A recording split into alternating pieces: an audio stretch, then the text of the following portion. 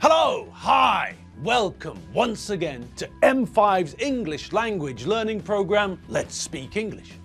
I'm Gav Duncan and I'm here on your TV to help you learn English. Now, are you sitting comfortably? Yes? Good. And are you ready for today's lesson? Yes? Good. Okay, well, let's learn English together. And hello, people. How are you all? How's your day? Is it great? Is everything going well? I hope so, because it's a good day. And we're getting closer and closer to finding out what's behind the Benchfield mystery. So, who remembers what the last thing we were talking about was? Yes, I know, it was only yesterday, and we can all remember that far back, can't we? Even you can remember that far back, can't you, Lord Percy?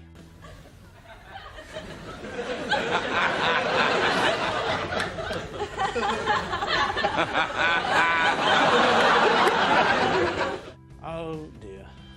Well, that was a mistake. I must remember to never ask Lord Percy difficult questions like that.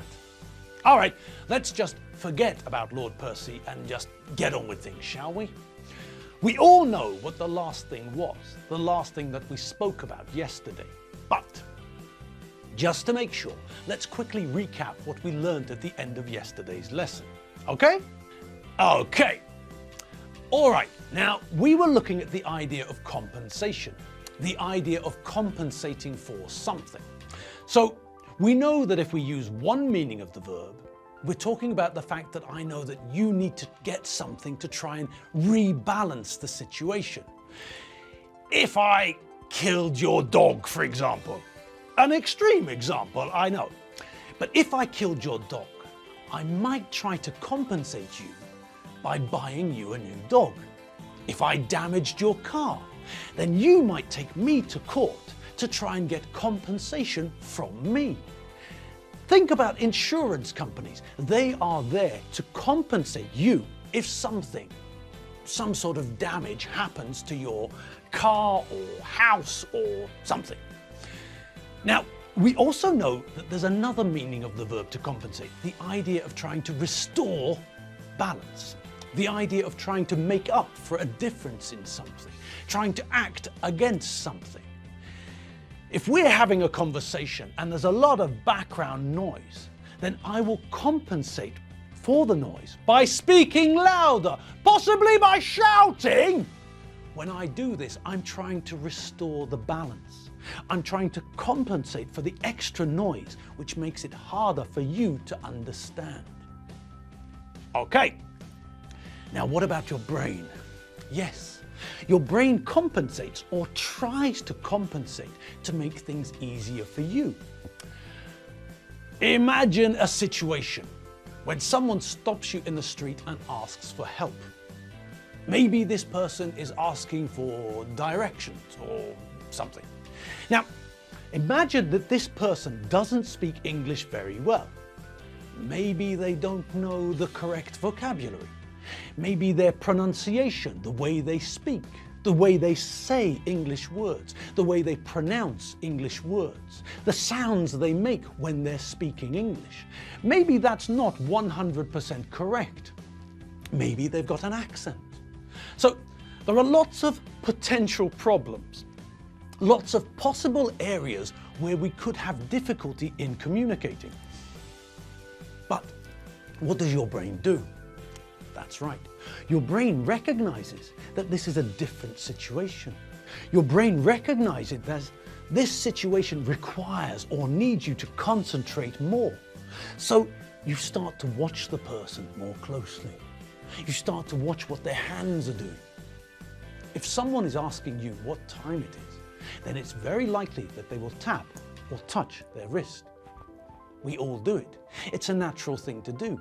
It indicates what we'd like to know, and it makes it easier for the person we're asking to understand us. Again, maybe there's a lot of noise in the background, but even if the person who's asking for information doesn't use their body to communicate, or even if they use the wrong words, or the right words in the wrong order, Our brains are working hard to compensate for the differences between perfect English and what this person is saying. Our brain is trying to identify parts of this person's speech which will help or aid in our comprehension. Things we can try to use to try to understand what this person is saying.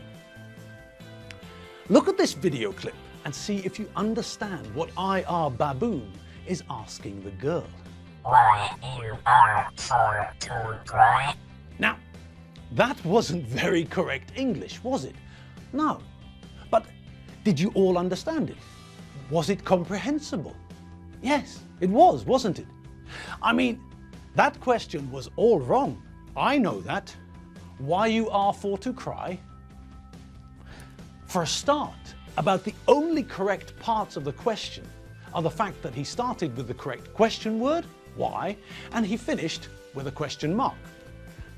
But we still understood what he was trying to ask, didn't we?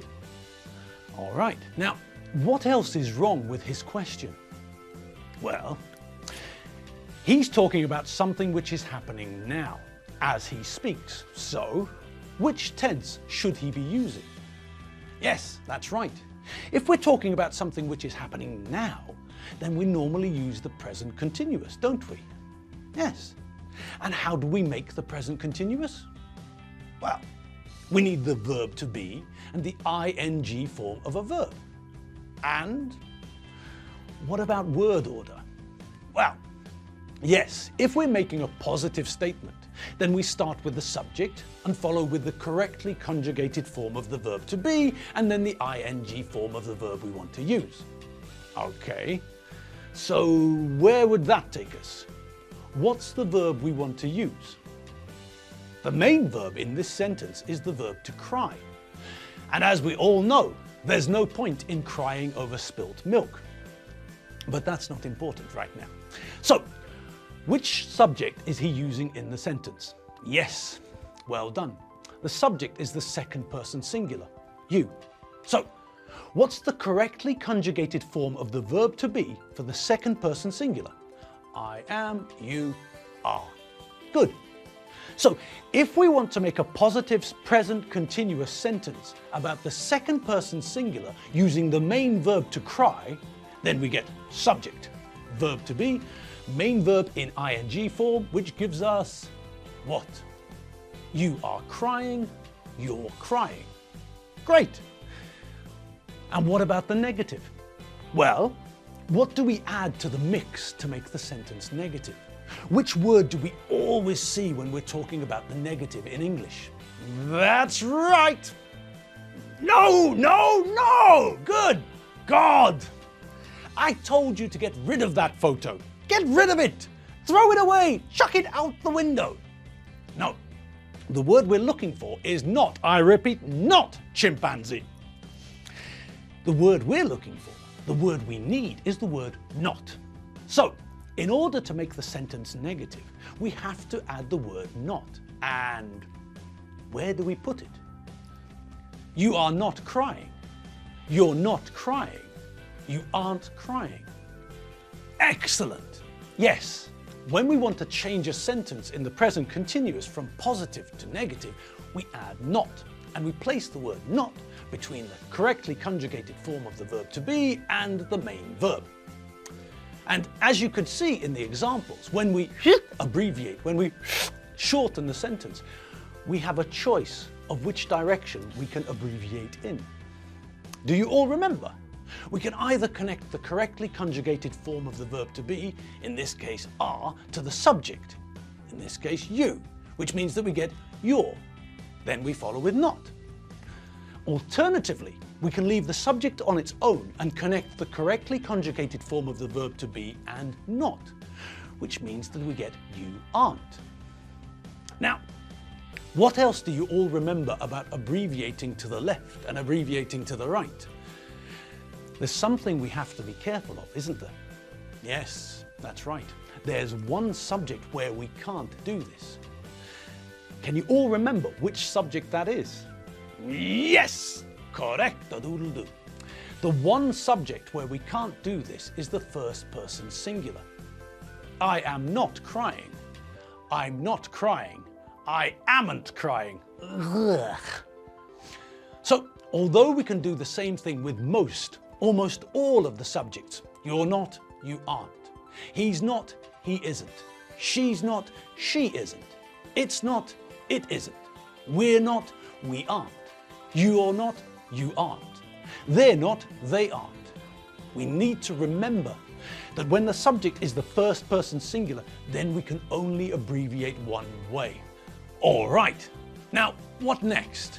Well, we know how to make the positive and negative forms of the sentence, but in this example, we're dealing with a question. So, what do we have to do? Yes, what we have to do is change the word order in order to turn the positive sentence into a question. Normal positive sentences in the present continuous follow the pattern of subject, verb to be, main verb. But when we want to make a question in English, then we change the word order. So now we're not going to start with the subject, but with the correctly conjugated form of the verb to be, and then follow with the subject. You are crying. Are you crying? And yes, okay, we have to put a question mark at the end to show that it's a question. But we all know that, don't we? Even IR Baboon knows that. All right, and on that note, let's have another look at IR's question. Why you are so to cry? Now, what extra word has he got that we haven't? Yes, he's using a question word, isn't he? And so, we'll use a question word too. And where are we going to put it? Yes, at the front. Why are you crying? Brilliant! Now, that's the question that Baboon was trying to ask. I know, he made a dog's breakfast of it, but that was the question that he was trying to ask. And even when we consider or think about the fact that he made a dog's breakfast a real mess of the question he was trying to ask, our brains could still unscramble the message, and as a result, we could understand what he was trying to say. Okay, we also used other clues, other hints, other cues, other prompts, other pieces of information which helped our brain decipher the message. And that's what our brains do. They try to compensate for problems. They try to find ways to understand what someone is saying, even if there is a lot of noise, or if that person is having difficulty in communicating. Our brains compensate. Now, let's get back to where we started originally. Let's get back to the bench fields.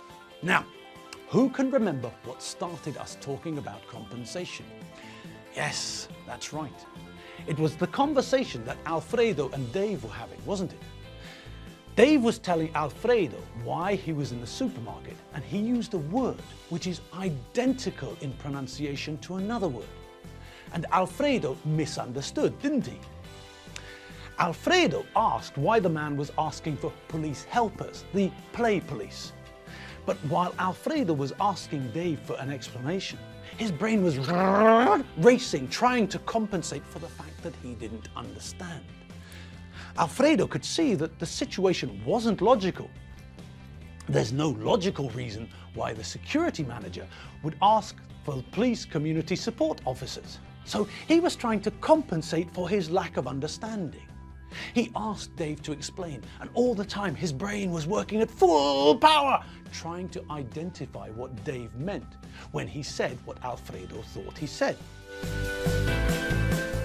And on that note, it's time for us to go. Yes, I'm afraid that the end of the lesson has arrived, and that means that it's time for us to go. But don't worry, don't fret. And if there's any spilt milk, then clean it up with a damp cloth, not with your eyebrows. All right, people, it's time for me to go. So I'm going to go and have a coffee. I'll see you all tomorrow, and we'll try to get to the bottom of this bench field mystery. Have fun, and have a coffee, and then, well, have some more fun, of course. And if you have some spare time, check out the website, www.mediaclick.hu. It's got 3 Ks and a whole load of other letters too. See you tomorrow. Have fun. See you later. Bye.